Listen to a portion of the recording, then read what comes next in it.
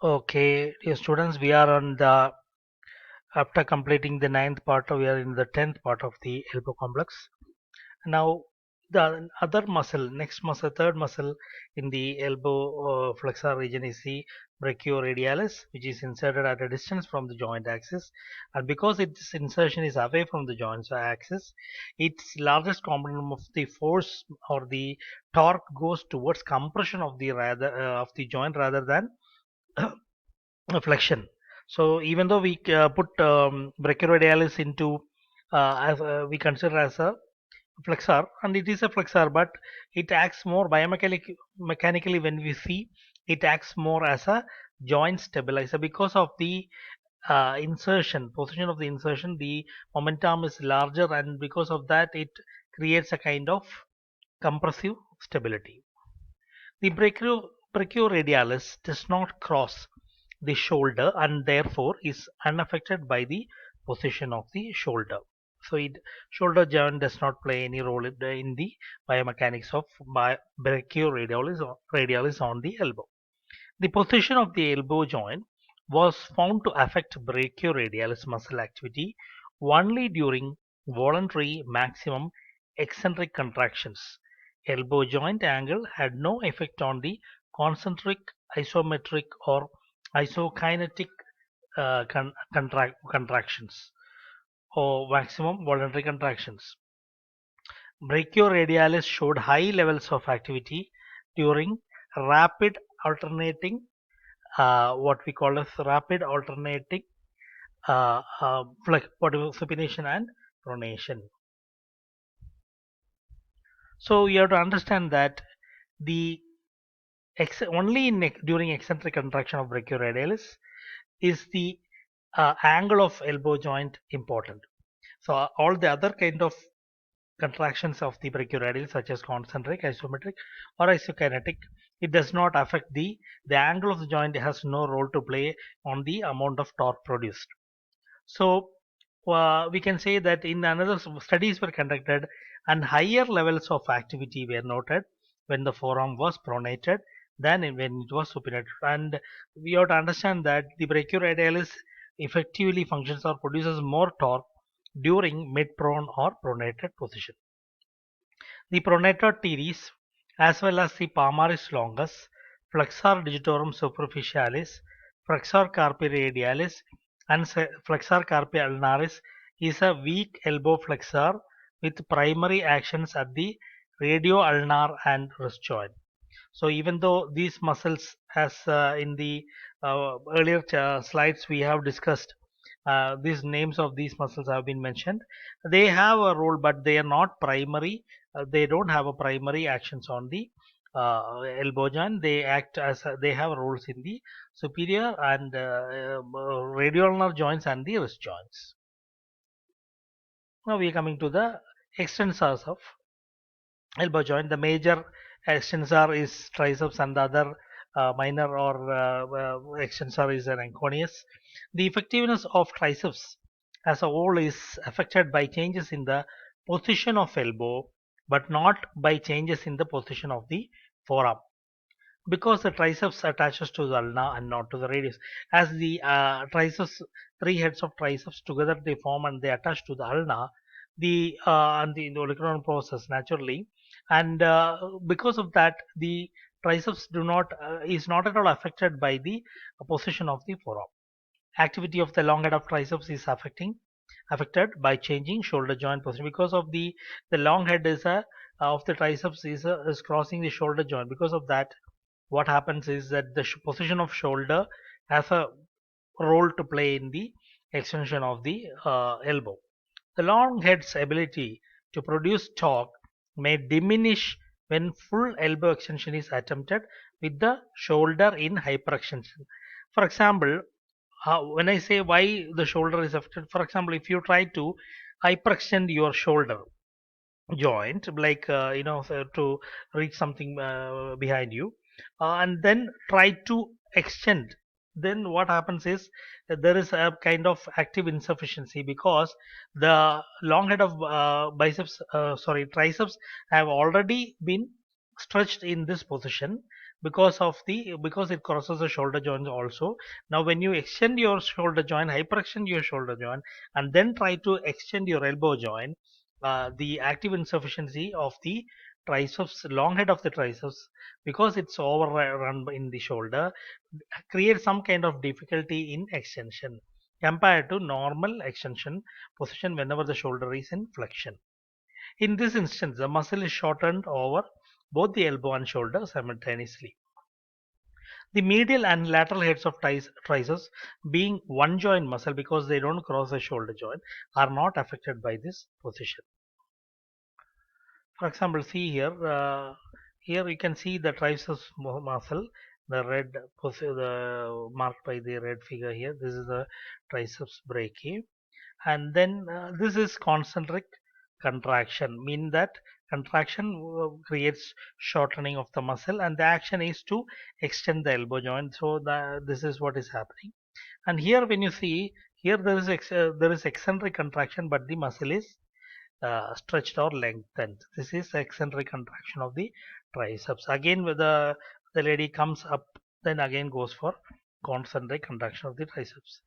The medial head is active in unresisted active elbow extension, but all three heads are active when heavy resistance is given to the extension or when quick extension of the elbow is attempted in the gravity assisted position. So here when somebody is coming down, what is happening is a gravity assisted position. But if you prevent your body from falling down, then there has to be an extension torque has to be produced in the elbow. But even though there is extension torque is generated, the tendon is lengthened and the position maintained is not extension, it is in flexion. So this is an eccentric contraction which we are seeing in the figure. Maximum isometric torque generation is at a position of 90° of elbow flexion. So 90° of elbow flexion isometric torque generation is maximum. However, the total amount of extensor torque generated at varies with the position of the shoulder and the body, as you have mentioned earlier. The triceps is active eccentrically to control elbow flexion as the body is lowered to the ground in push-up. The last figure is what we are talking about. The triceps is active concentrically to extend the elbow when the triceps acts in a closed kinematic chain, such as in push-up. So push-up is a closed kinematic chain because the distal end is not free; it has been approximated. The triceps may be active during activities requiring stabilization of the elbow. The other extensors of the elbow, the anconeus, assists in elbow extension and apparently also acts as stabilizer during supination and pronation. When somebody is extending his or her hand and then doing some kind of supination or pronation with or without resistance, anconeus plays a role in assisting, rather than we cannot call it as a primary extensor of the elbow. So again, going through the important activating muscle activation patterns, we have already discussed that. So again, we have this here, the number of joints crossed, types of muscle, speed of motion, resistance, requirement of task, direction of the stress, activity of other muscles. Now we are going to the next joint of the elbow joint. We are come to the conclusion of the humeral-ulnar and humeroradial joints. We have gone through the structure, then the function, that is structure in the structure, articular surfaces, and then the ligaments, the muscles, and then the biomechanics function, that is range of motion and biomechanical aspect of the muscles have been completed.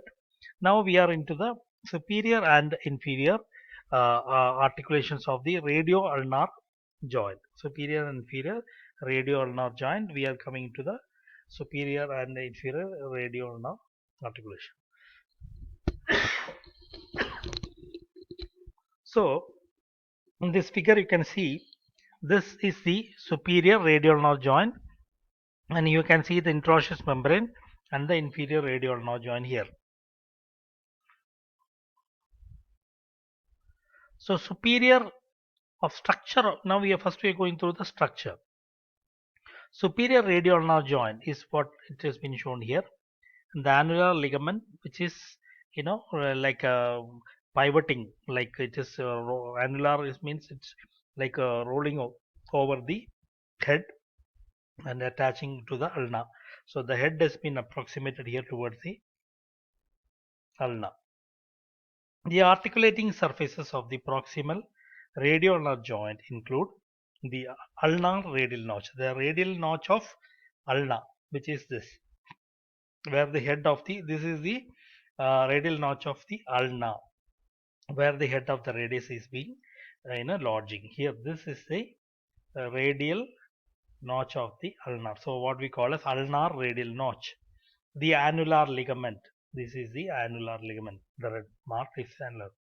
These are, we are talking about the attachment. So the capitulum of the humerus and the head of the radius. So the superior articulated surfaces include also the capitulum of the humerus and the head of the radius along with the ulnar radial notch and the annular ring. So four aspects together we can call it as the articulating surface.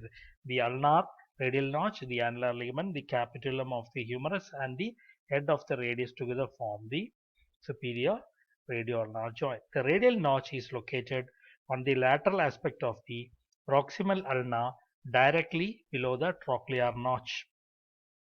This is the just below the trochlear notch. We are seeing the radial notch, which is located in the lateral aspect of the proximal ulna, directly below the trochlear notch.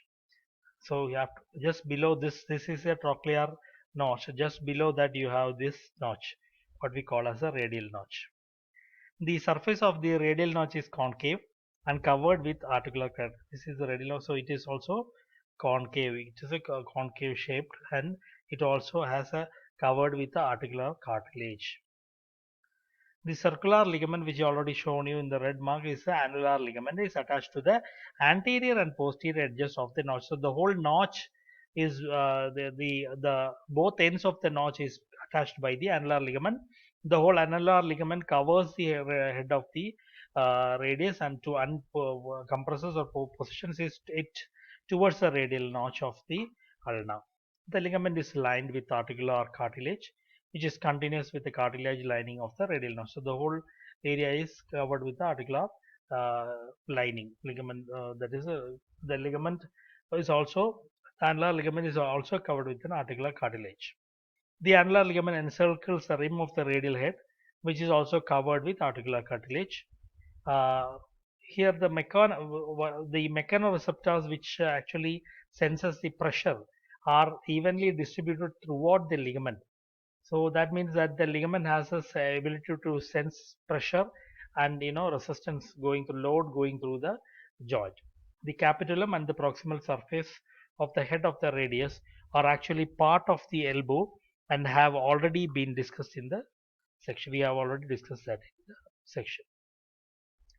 Now again we are going to we have completed the superior structure. We have only completed the structure, that is superior radial notch. Now we are coming to the inferior radioulnar joint. So you can see the anterior view as well as the posterior view of the radioulnar joint. It is, we can call it as, rather than posterior, we can call it as inferior view. Actually this is posterior inferior view. So here you can see that what is the ulnar head. This is the lower end of the ulna, which is the ulnar head, and the distal lower end of the radius, distal end, and this you have the styloid process of the radius, and you can see the triangular fibrocartilage which is present. The shape is triangle, and when you see the inferior, you can see that this creates a triangle, which is the, this is the anterior surface, we are the palmar surface, which is called as anterior radioulnar ligament or the palmar radioulnar ligament, which is in a positioned in a straight line, inclined manner, and then you have the dorsal radioulnar ligament, which is again. So together this produces two surfaces of the triangle. The other one is the surface which is towards the medial surface of the radius, and this together inside it is we have the triangular fibrocartilage which we have here. Then here you can also see the ulnar styloid process.